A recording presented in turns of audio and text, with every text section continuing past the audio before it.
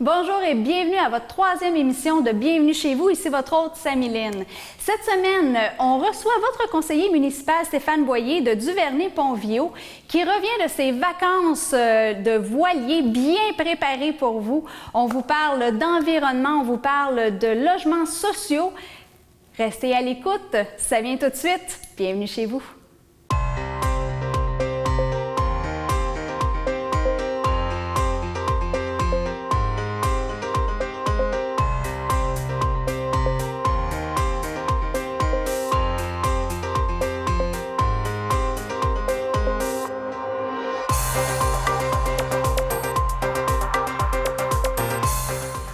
Stéphane Boyer, merci beaucoup d'être de retour à notre émission. Des belles vacances?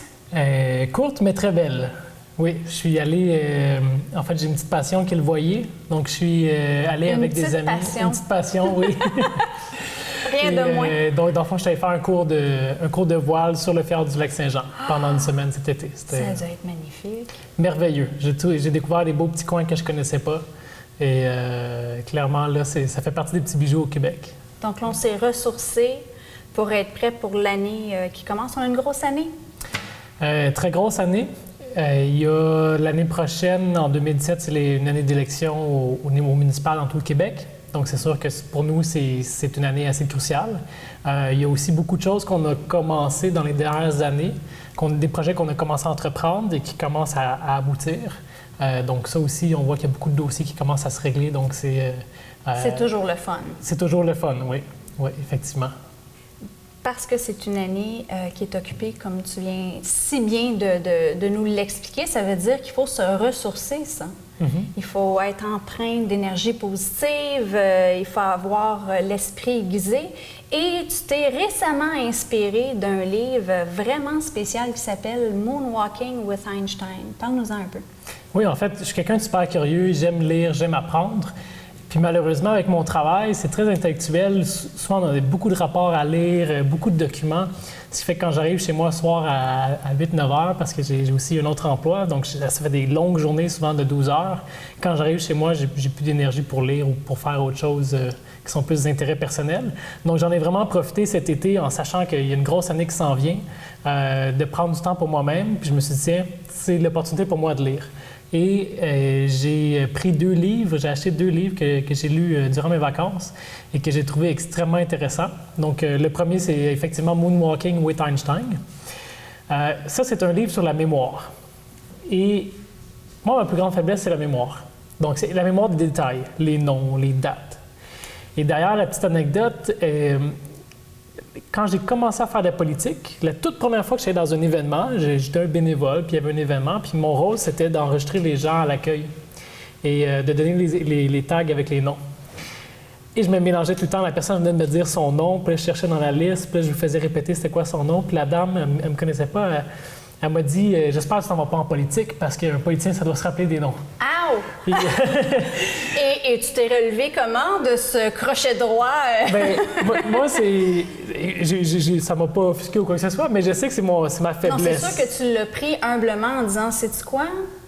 Il y a quelque chose à apprendre là. Et absolument, puis j'ai toujours su que c'était ma faiblesse. Mais bon, à partir du moment où on connaît notre faiblesse, comment qu'on la règle, comment qu'on l'améliore. C'est quoi les solutions? Et c'est là que cet été, j'ai entendu une entrevue à Radio-Canada d'un homme qui a lu le livre Moonwalking with Einstein.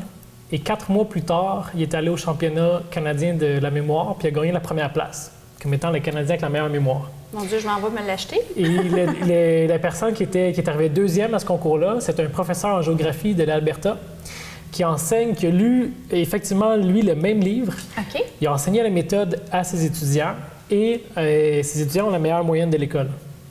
Donc là, je me suis dit, wow, c'est vraiment intéressant. Donc ça fonctionne. Ça fonctionne. Je suis allé me procurer le livre, puis c'est non seulement super bien écrit, très intéressant, c'est divertissant. Et c'est un journaliste qui fait un peu le tour de toutes les recherches qui se font par rapport au cerveau et qui donne plein de trucs sur comment mémoriser les choses.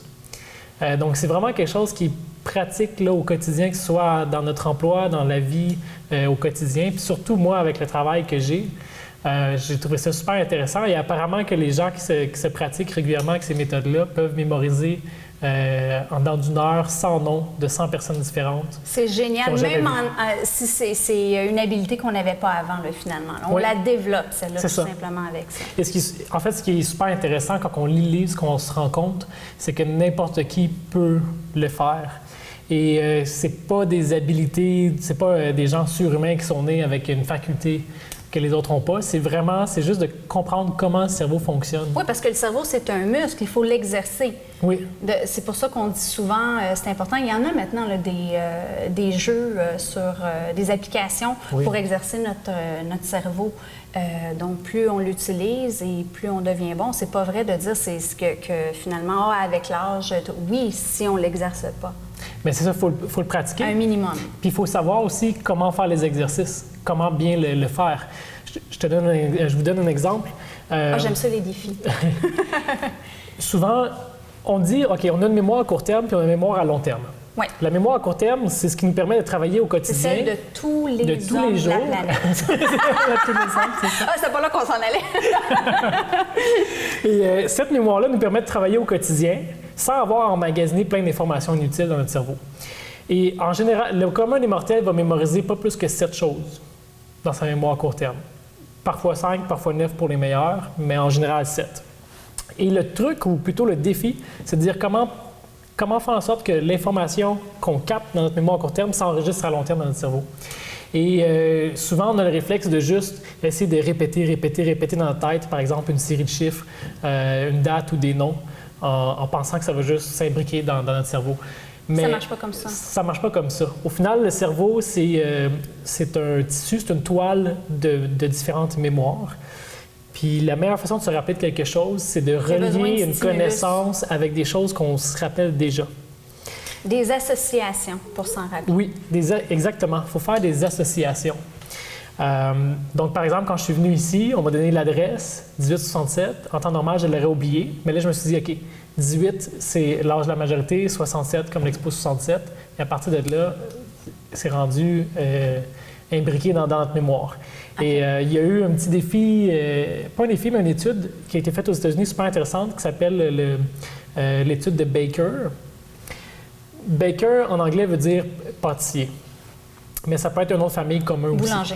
C'est ça, boulanger. Donc, la plupart des gens, si on lui montre des photos et on lui dit « cet homme-là s'appelle Baker », et que 30 minutes plus tard, on retourne le voir puis on dit « c'était quoi déjà le nom de la personne que je t'ai montré », la plupart des gens s'en rappelleront pas.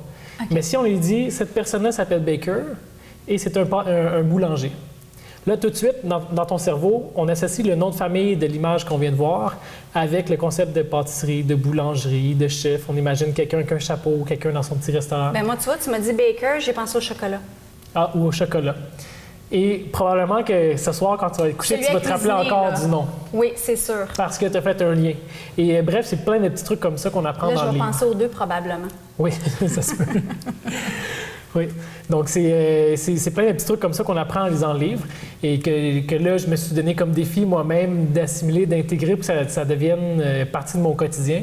Puis un de mes objectifs, c'est de m'améliorer à mémoriser les détails. Entre autres, en 2017, il y a la campagne électorale qui s'en vient.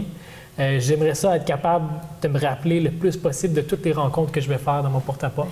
Tu es en train de me dire, c'est tout un défi, là. Mesdames et messieurs, du quartier de Pont-Viaud, du Vernet-Pont-Viaud, quand vous allez voir M. Boyer, il veut essayer de se rappeler de vos noms. Oui, autant que possible de tout le monde.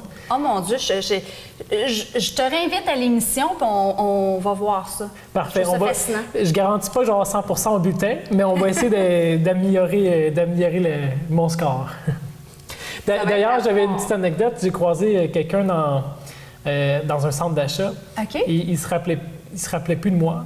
Puis il m'a dit « Ah, on sait bien, vous les politiciens, on vous voit jamais. » Et pour une raison quelconque, je me rappelais de cet homme-là quand j'ai fait mon porte-à-porte en 2013. Okay. Et je lui ai dit « Monsieur, on s'est vu en 2013, vous étiez dans votre salon, vous avez un fauteuil vert en cuirette. » Et là, lui-même avait oublié que j'avais passé chez lui. Mais là, ça, c'était un cas unique. Je vais essayer de faire en sorte de me rappeler de chaque rencontre autant que possible. Puis encore là, c'était l'association de ce qui se passait autour. Oui, c'est ça. Ce qui veut dire que tu vas pouvoir faire ça pour mettre un nom, une attache quelconque. Du moins, c'est l'objectif. Oui. Génial, ça! Et je sais que c'est extrêmement important, le porte-à-porte pour vous. Oui, d'ailleurs, on est plusieurs dans notre équipe de continuellement, à chaque été, on en fait pour rencontrer les gens, pour prendre le pouls de ce qui se passe dans le quartier. Puis les gens apprécient beaucoup qu'on passe pas juste dans une campagne électorale, mais juste de façon continue. Donc, j'en ai fait l'été dernier, j'en ai fait cette année. Je continue à en faire autant que possible à chaque semaine. Et une des choses, en fait, le deuxième livre que j'ai lu cet été, c'était justement sur la démocratie. Puis comment amener les gens, de façon générale, à s'impliquer davantage en politique, mais surtout à aller voter. Oui, en fait, c'est porte-à-porte, reconquérir la démocratie sur le terrain. Oui, exactement. Donc là, ce livre-là, il parle de ce qui s'est fait en France puis aux États-Unis, des expériences qu'ils ont faites. Récentes, moins récentes? Relativement récentes. Donc, ils ont étudié la stratégie d'Obama, la stratégie de François Hollande. Et ils ont vraiment fait des tests où est-ce qu'ils prenaient un même quartier. Dans la moitié du quartier, ils ne faisaient pas de porte-à-porte. Dans l'autre moitié, ils en faisaient. Et ils regardaient c'était quoi le taux de participation au vote. Donc, pas tant est-ce que la personne a voté pour l'élu qui est venu le voir, mais de savoir est-ce qu'un contact humain entre les citoyens et les gens qui veulent les représenter peut faire en sorte que plus de gens vont aller voter. Et au final... Ça s'est avéré que oui? Ça s'est avéré que oui, jusqu'à 12 %. On peut augmenter jusqu'à 12 % le taux de vote. Ce qui est quand même très bien, là. Qui est très bien. Si on applique ça à ma réalité dans Duvernay-Pontvio, par exemple, bon, j'ai un quartier assez diversifié. Si on va dans le coin où il y a beaucoup de personnes âgées, des résidences de personnes âgées, en général, les gens votent à 80 % et même des fois plus. Okay. Par contre, si je vais dans la partie un peu plus défavorisée de Pontvio, les gens votent à 30 %. Donc moi, un deuxième défi que j'aimerais me donner pour la prochaine campagne électorale, c'est de faire beaucoup de porte-à-porte dans les secteurs où les gens votaient moins pour voir justement, est-ce qu'on est capable d'influencer les gens simplement d'aller voter.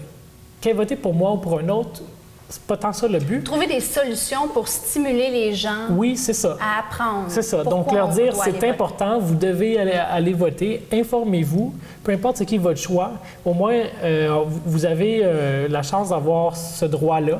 C'est pas dans tous les pays où les gens peuvent aller voter ou du moins le faire en toute transparence et en toute quiétude d'esprit. Il est temps de se défaire des stigmas, dans le fond, oui. aussi. Là.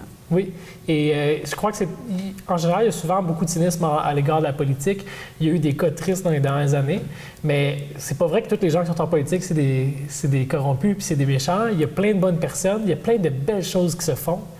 Puis si le Canada aujourd'hui puis n'est pas un pays plus défavorisé, c'est parce qu'on a pris à quelque part des décisions qui ont un impact au quotidien. Et c'est important d'être conscient que c'est un rôle, c'est un devoir qu'on a, puis qui est important, puis qu'on doit en profiter.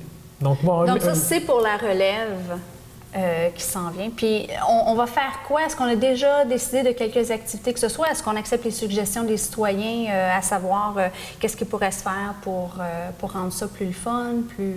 Oui, en fait, à tout moment, les gens peuvent nous appeler, peuvent nous écrire.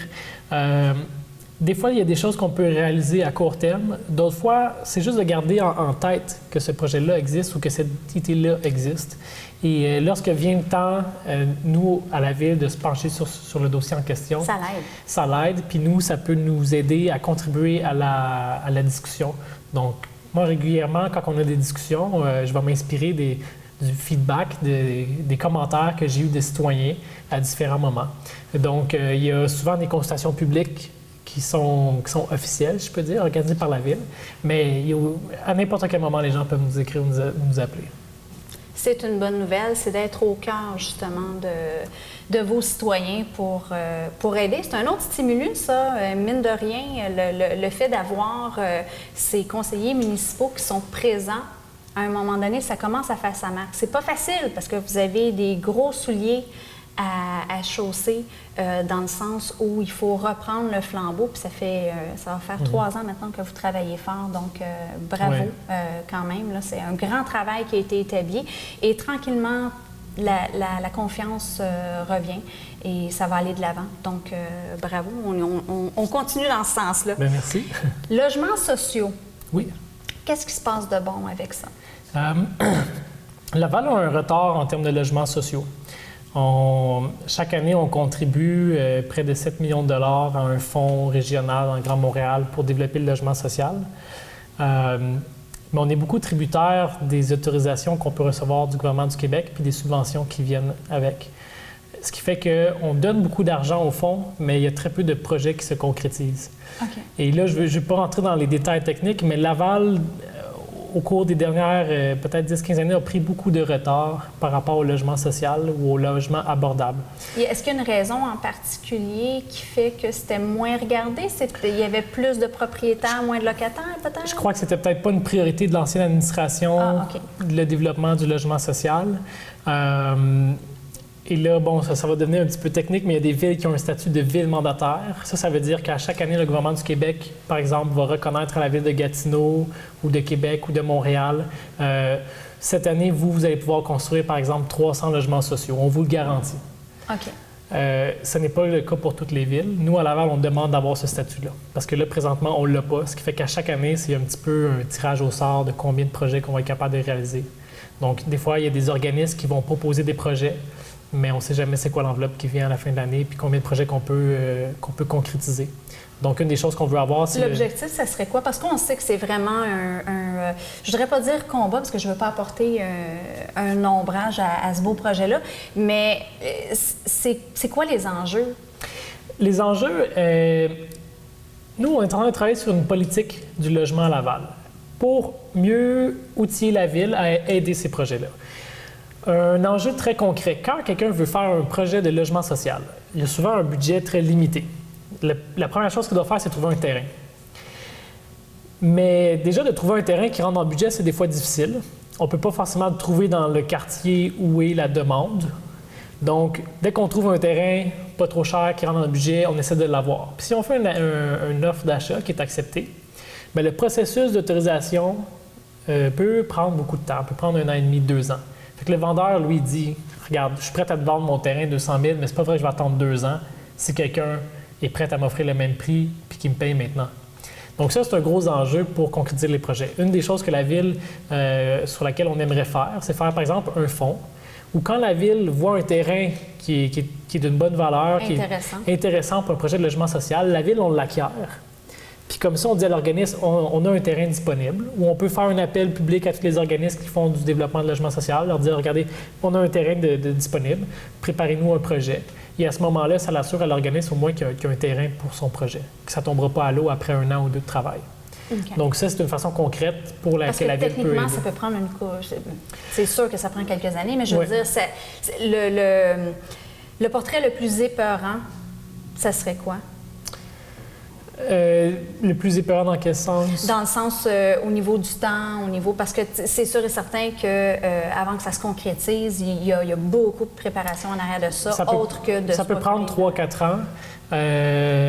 En général, ça va prendre 1 an ou 2 avant d'avoir les autorisations de la Société d'habitation du Québec pour obtenir les subventions. Pour qu'on puisse saisir le besoin.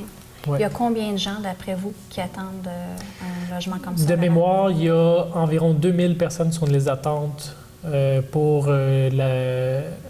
l'OMH, donc l'Office municipal d'habitation. Et ça n'inclut pas les projets d'organismes privés qui ne sont pas affiliés à la Ville. Donc, il y a plus de 2000 personnes à Laval qui sont en attente d'un projet de logement social. Et parfois, ces personnes-là sont sur la liste depuis 3 ans, 4 ans, 5 ans, 6 ans. Messieurs du gouvernement, on espère que vous écoutez cette émission parce que c'est extrêmement important. C'est 2000 personnes en attente. Ça ne veut pas dire que ça englobe toutes les personnes qui en auraient vraiment besoin. Ça, c'est ceux qui sont déjà sur une liste. Oui, c'est ça. Et un autre gros défi que Laval a relevé en termes de logement social, c'est tout le secteur de Val-Martin, qui est un complexe de logements sociaux qui a été construit dans les années 60. À la base, quand il a été construit, il était mal construit, cendré français, ce qui fait que des années plus tard, on a commencé à avoir de la moisissure qui est apparue dans les logements, qui rend les logements insalubres. Et on a fait une étude et ça coûterait moins cher les démolir et les reconstruire à neuf que de rénover les logements. Est-ce que ça l'ampute les projets? Ça n'ampute pas les projets en tant que tels. Ça n'empêche pas qu'il y ait d'autres projets qui se développent ailleurs dans la ville. Mais là, on a un quartier où il y a 500 logements qui sont à démolir. 500 logements. Ça coûte cher, la démolition? Ça coûte cher, mais c'est beaucoup ces familles-là. Donc là, graduellement, on demande aux familles de se relocaliser. On doit trouver un endroit pour les relocaliser. Pas évident. Et là, présentement, il y a la moitié du quartier qui a été, si je peux dire, évacué. Donc, on se retrouve dans un quartier où une maison sur 2 est rendue inhabitée. Donc, ça fait... disons que ça crée des milieux de vie qui sont vraiment pas intéressants. Beaucoup plus difficile. On doit accroître la sécurité pour être sûr que tout reste correct, qu'il n'y ait pas un état. Il faut pas qu'il y ait des gens qui aient volé ou incendié les maisons. On doit accompagner les familles qui doivent être relocalisées. C'est un changement de vie. Il y a des gens qui habitaient là depuis 15 ans, depuis 20 ans. Est-ce que je peux me permettre de poser la question s'il y a des dédommagements quelconques envers ces familles-là en attendant? Ce qu'on fait, en général, on leur retrouve un logement autant que possible au même coût. On travaille à construire des nouveaux logements pour ces familles-là qui doivent déménager et l'Office municipal d'habitation va payer le déménagement pour pas qu'il y ait de frais associés à la famille. Et le but, c'est de devenir avec des nouveaux logements qui vont être plus salubres, avec une meilleure qualité de vie, qui vont être mieux insonorisés, meilleure efficacité énergétique. Donc, un mal pour un bien. Là, un mal pour un bien, exactement. On veut revamper le quartier, en fait, le secteur de Val-Martin. Et le time frame, plus ou moins, au niveau du temps, on pense être capable de faire ça en moins de 3 ans? Il y a beaucoup de négociations. Il y a des subventions qui viennent. Bon, le logement social, c'est en partie financé par le gouvernement du Québec, en partie par le gouvernement du Canada. Et souvent, la ville doit intervenir pour trouver les terrains, pour la gestion par la suite, des choses comme ça. Il faut que le dossier soit vraiment complet avant qu'il soit envoyé plus haut pour qu'ils disent, bien parfait, on peut aller de l'avant, vous avez tous les détails. C'est ça. Il faut qu'il y ait 3 personnes au final qui soient autour de la même table. Le dernier gouvernement fédéral disait qu'il allait terminer les subventions en 2019. Donc là, le fédéral s'était retiré des projets de logements sociaux. Maintenant, on voit une volonté du nouveau gouvernement de réinvestir dans les projets de logements sociaux. Dieu merci. Oui, Dieu merci, parce qu'on avait eu, en fait, l'autorisation du gouvernement du Québec pour aller de l'avant avec la construction de 230 nouvelles unités. Et ça prend vraiment les 3 signatures, donc on manquait quelqu'un à l'appel. Bien, c'est ça. C'était pas tout le monde qui était autour de la table, donc là, ça prenait beaucoup de temps. Il y a eu des compressions aussi aux différents paliers. Merci d'être transparent, soit dit en passant. Pourquoi je prends soin de faire les étapes, c'est aussi pour faire comprendre à moi, à monsieur, madame, tout le monde, comment ça fonctionne, comment ça se fait que ça prend autant de temps. Oui, parce les enjeux que vous faites face aussi, là, c'est pas évident, les embûches, et les temps de pause, les temps d'attente. Vous êtes les premiers soldats sur la ligne de tir, là. Puis comme vous dites, c'est bien de pouvoir l'expliquer parce que, vu de l'externe, c'est souvent difficile de comprendre. On ne sait pas qu'est-ce qui se passe. Donc, tout ce qu'on voit, c'est le temps qui passe. Puis sur le terrain, il n'y a pas forcément des choses qui se concrétisent. Donc, pour eux, mais ça ne veut pas dire qu'il n'y a pas de travail qui se fait à l'arrière. Donc, c'est bien d'avoir l'opportunité de pouvoir l'expliquer. Ouais. Absolument. Ouais, c'est comme un enfant qui se fait dire non. Ça ne dérange pas, pourquoi? Pourquoi non? Qu'est-ce qui se passe? C'est la même chose pour... je pense que c'est humain à n'importe quel âge. Si on se fait dire le pourquoi, c'est déjà plus facile. Un non, c'est souvent plus facile à accepter quand on comprend la raison qui vient derrière. Absolument. Ouais. Un autre dossier quand même assez important qui est l'environnement et la sécurité civile. Oui. Bon, il y a le projet de l'éoduc TransCanada qui s'appelle Énergie Est. Donc ça, c'est un projet qui a beaucoup mobilisé la communauté lavalloise et les villes de façon générale dans la dernière année, qui a été une grosse partie de mon travail dans la dernière année. Donc, c'est-à-dire qu'on a ce projet-là de pipeline qui va transporter environ 1,1 million de barils par jour si le projet se concrétise. Laval s'est positionné contre le projet, surtout pour des raisons de principe. Donc, le pétrole qu'on a au Canada, oui, ça serait bien d'exploiter notre propre pétrole, d'encourager l'économie au Canada, mais il faut voir aussi le revers de la médaille. Le pétrole qui est produit au Canada est le pétrole le plus polluant au monde. Donc, c'est la façon la plus polluante d'en faire. Et il n'y a pas moyen de le raffiner à un point où il devient moins polluant? En fait, c'est qu'une source conventionnelle de pétrole, c'est comme un lac souterrain. On fait un trou, puis on va mettre une pompe. Le pétrole canadien, c'est les sables bitumineux qu'on appelle. Donc, c'est du sable en surface qui est mélangé avec comme du goudron. Donc, on doit raser la forêt, récupérer le sable, puis avec des solvants puis de l'eau, on vient séparer le sable du pétrole. Ce qui fait que pour chaque baril de pétrole qu'on produit... Extrêmement onéreux. Beaucoup de solvants, donc de produits chimiques qui doivent être utilisés. Et une fois que les solvants ont été utilisés, on ne sait plus quoi faire avec. On l'envoie dans des grands bassins de décantation. Donc, on fait comme des lacs artificiels remplis de solvants. Et pour chaque baril de pétrole produit, c'est 3 à 4 barils d'eau qui doivent être utilisés dans le processus de séparation. Quand même. Donc, quand on dit que, par exemple, juste pour le projet Énergia, c'est 1,1 million de barils par jour, donc on se retrouve avec 3 à 4 millions de barils d'eau souillée qui ne peuvent pas être remises dans une rivière ou dans un lac. Ben oui, c'est ça. On s'en débarrasse comment à ce moment-là? On fait des grands bassins de décantation, donc on creuse des grands trous, comme des lacs artificiels, puis on met toute l'eau avec les résidus de solvant dans ces lacs-là, et ça reste là. Wow! Donc c'est pour ça donc que... c'est épeurant. Ça peut devenir très épeurant comme... C'est la pire... Solution. Le pétrole, il va falloir s'en débarrasser un jour. On n'est pas capable de le faire tout de suite, puis il faut être réaliste, puis se dire que oui, le pétrole, on a encore des besoins, puis on l'utilise au quotidien dans nos vêtements et tout ça. Mais il faut aussi prendre en considération que le pétrole qui est au Canada est la pire des sources d'approvisionnement qu'on peut y avoir. Ben donc, voilà, c'est dit. Hein? Quand on est informé, on comprend le pourquoi, parce que ça serait... mon Dieu, ça serait incroyable en plus, le nombre de nappes qu'il faudrait... Présentement, il y en a plusieurs. Ils sont en Alberta, en Saskatchewan. Souvent, sont dans le nord, sont dans des régions éloignées où est-ce que les gens ne voient pas. Mais il y a quand même une évaporation. Ça doit avoir quelque chose au niveau de l'environnement. Il doit y avoir une certaine évaporation. Ça me fait penser au documentaire de Desjardins qui avait été fait il y a plusieurs années sur la déforestation, où est-ce qu'on survolait en avion des routes du Québec, puis on voyait qu'au final, de chaque côté, il y avait 1 kilomètre de forêt, puis qu'après ça, c'était rasé jusqu'à perte de vue. Ouais. C'est un petit peu la même chose en Alberta. Il y a des choses terribles qui se passent présentement, et on n'en est pas vraiment conscient parce que c'est pas proche des zones habitées, puis on le voit pas au quotidien. Mais ça n'empêche pas qu'ils sont quand même là. Non, absolument. Il faut se sortir la tête du sable. Et aussi, une des raisons pour lesquelles... Surtout qu'il est contaminé. C'est ça. Donc, nous, à Laval, on a pris la position de dire c'est beau l'économie, mais on n'est pas d'accord philosophiquement de faire l'exploitation de ce pétrole-là. Et il y a beaucoup d'autres villes dans le Grand Montréal qui ont pris une approche plus technique. Donc, c'est-à-dire, là, on a cet immense projet-là, un des plus gros dans le monde, qui passerait dans le Grand Montréal.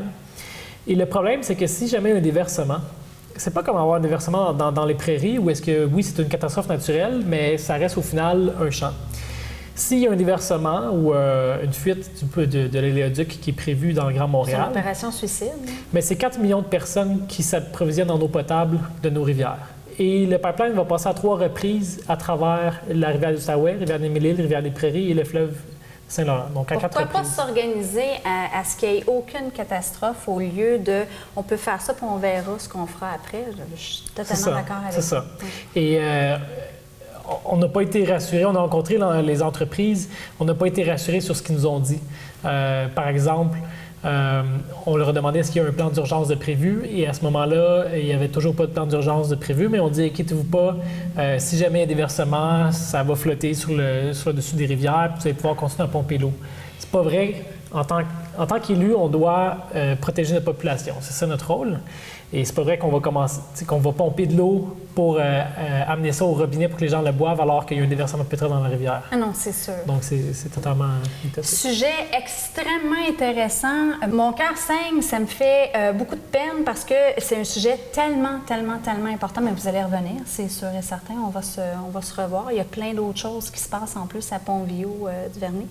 Absolument. Moi, j'aimerais ça revenir et peut-être on pourrait aller ensemble sur le terrain, rencontrer les organismes, rencontrer les citoyens, voir qu'est-ce qui se passe dans le quartier. On a parlé beaucoup d'enjeux purement municipaux, mais ce serait intéressant d'aller voir vraiment les citoyens sur le terrain, là, en personne. Absolument. Ça va nous faire plaisir. Merci beaucoup de votre visite, M. Boyer. Ça me fait plaisir. C'est déjà le temps de nous quitter. Merci à tous nos invités collaborateurs et à vous d'avoir été des nôtres pour votre émission Bienvenue chez vous. On vous donne rendez-vous la semaine prochaine. Vous savez bien que cette émission sera en rappel 4 fois semaine sur tous les réseaux de TV Laval au bas de l'écran. D'ici là, je vous envoie le plein d'énergie positive. Ici votre hôte, Samy Lynn.